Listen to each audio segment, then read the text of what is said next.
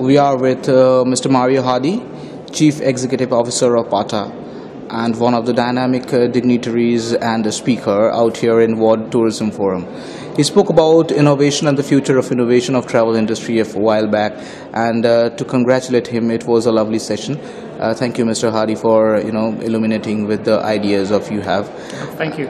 Would you like to share your views about PATA's recent policies and recent strategies to implement travel innovation in their own services and to promote travel and tourism all over the world?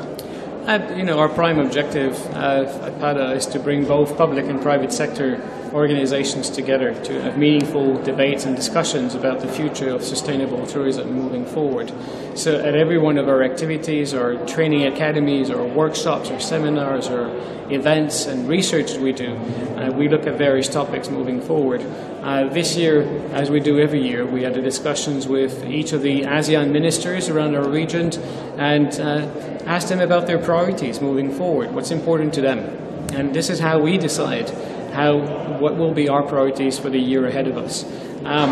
So there's a few topics that came up that are actually of interest that may relate, or directly or indirectly, to possible innovations. One is actually visa. Visa facilitation is a very important part of the industry moving forward for the future growth. You look at countries like Indonesia, who took a unilateral decision to open up their countries to 90 destinations.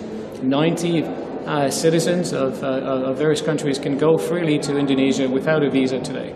It was a brave initiative from Indonesia to do that last year. Other countries are looking at e-visa implementations to facilitate that, and we believe this is actually a key driver for the growth of tourism moving forward. The removal of the visa restrictions or the facilitation to an e-visa application system online can actually drive the number of tourists moving forward. And to prove that, we are actually planning to do a study specifically on that topic over the next 2 to 3 months, with a release late April, looking at specifically the countries within the ASEAN regions and beyond who have implemented either e-visa facilitations, and see the actual in numbers what the growth potential was. So that is one of the many other initiatives. One that we've already addressed last year, which is the dispersal of tourists. Having the tourists disperse in various parts of the country is also one of our key advocacy themes for 2016, as it was for 2015. We'll continue to focus on that because we actually see a real need for it moving forward. The tourism numbers are increasing every day at a phenomenal rate, double-digit growth in Asia for most of the countries, and that will continue for at least another decade.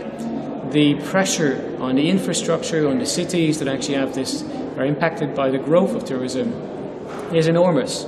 And when we think of Thailand specifically, with 30 million visitors in 2015, with an expected growth to 49 million by 2020, that is massive amount of growth within the country.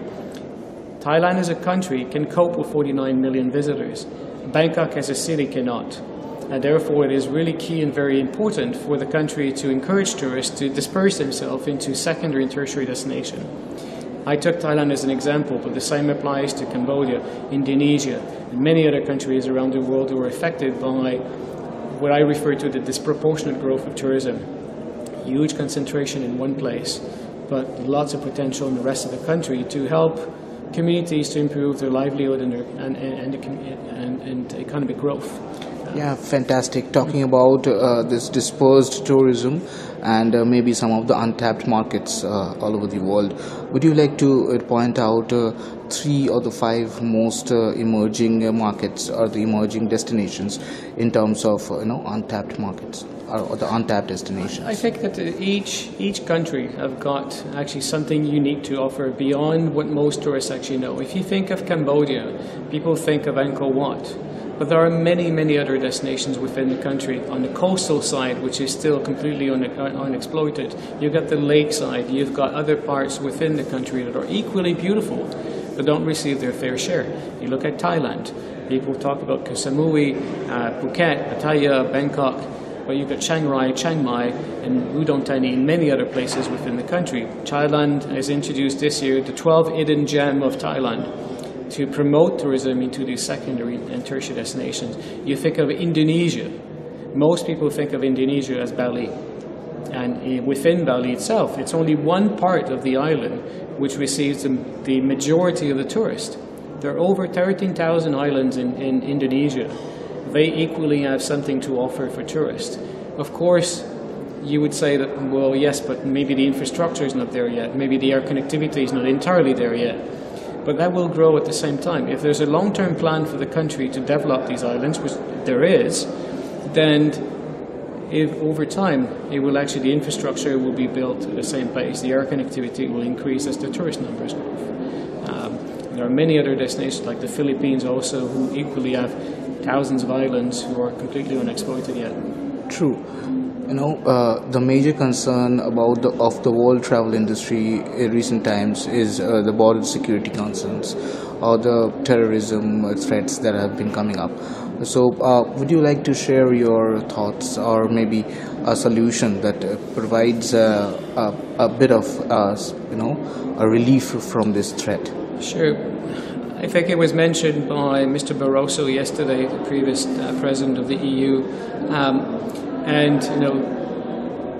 adding borders or the reintroductions of borders within Europe is not the solution. Certainly not the solution when it comes to tourism. It will have the opposite effect of what people want.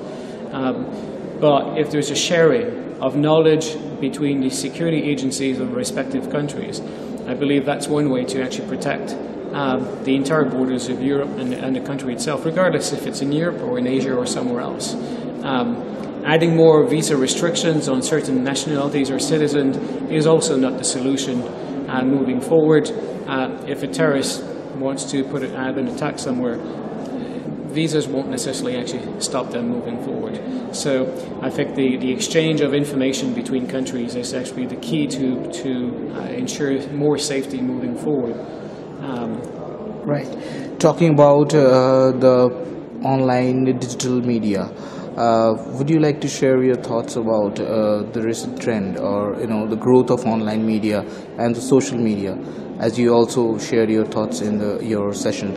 So our readers would like to have a glimpse of it. Sure. Yep. It's as I said in my speech before, the pace of change is increasing at a phenomenal rate.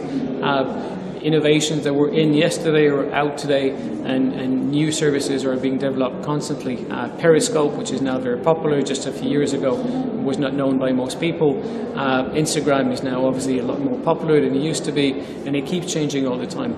The challenge for businesses within our industry, specifically for small and medium-sized enterprise, is to stay up to date with the changes in technology moving forward and how to be able to use it effectively to grow their respective businesses. That's the biggest challenge that we have within the small SME business sectors in travel. But there are a lot of solutions out there for people to stay informed, to look at what is on offer moving forward. The wearable technology which is coming up also, which is already in place, but growing at a fast rate. The artificial intelligence services which are being developed to personalize service for individuals, either in the hospitality sectors or online booking, are also actually growing at a fast rate. Most people don't realize, but artificial intelligence is already here. We use it every day. We're not conscious of it, but we interact with computers and systems on a daily basis in our daily life, which are already present. These systems are getting more intelligent by the day and will make it much easier for travelers moving forward to make decisions as to where they want to go. Certainly my dream moving forward as a traveler myself is I'd like to be able to rely on a system with artificial intelligence that actually knows who I am. They know my preference, they know where I've already been, and they probably actually can expect where the next place I'd like to go, and offer me tailor-made solutions or services offered to me specifically, as opposed to someone next to me who have a completely different taste in travel. Right. There is a conception among the traditional tourism leaders who says that technology makes people lonely, or maybe technology is, making people, lose the enthusiasm to see the destination in real. Do you agree to that? I don't actually agree. I think to me it's the opposite. if a piece of technology is used properly, it can entice people to actually go and discover new places. If you put images and if you share stories with people about new concepts or new ideas and resorts and new places that are actually not discovered today, it might actually encourage me to go and discover it. When I'm the type of individuals, as I told you last time we interviewed, I'm more of an adventurer traveler. I like to go to places where people normally don't go.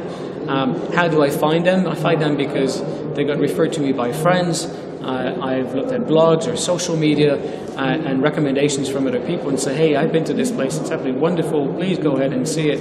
And you go and search for it and you look at these images, the videos, you look at the concept and you say, that's the place I want to be because I've never been there. It looks very different. I want to experience the destinations itself. Exactly. Even I feel the same. And to wrap it up, would you like to share your ideas about or your agendas of the upcoming PATA show, the Adventure, Travel and Responsible Tourism Mart? Yes, our next Adventure Mart will be in Chiang Rai in 2 weeks' time on the 17th of February. And we're very excited about this event to bring it back or bring it to actually Thailand after over a decade. The last time we were in Thailand was in Chiang Mai over 10 years ago. So we're very, very pleased to bring it back to Thailand. We're looking specifically at this event into responsible tourism, eco-friendly tourism. Thailand also would like to promote agriculture tourism moving forward. Chiang Rai is known also for its coffee plantations, for example, and looking at these very niche markets within the destinations itself to encourage people to come in, as I said before, disperse tourists and come and discover an absolutely new destinations or something that may be a little bit different than what you've experienced before. Thank you so much talking to Travel and Tour World, Mr. Hadi. It was a lovely session talking with you and hope you have a great day ahead. Thank you. Thank you very much.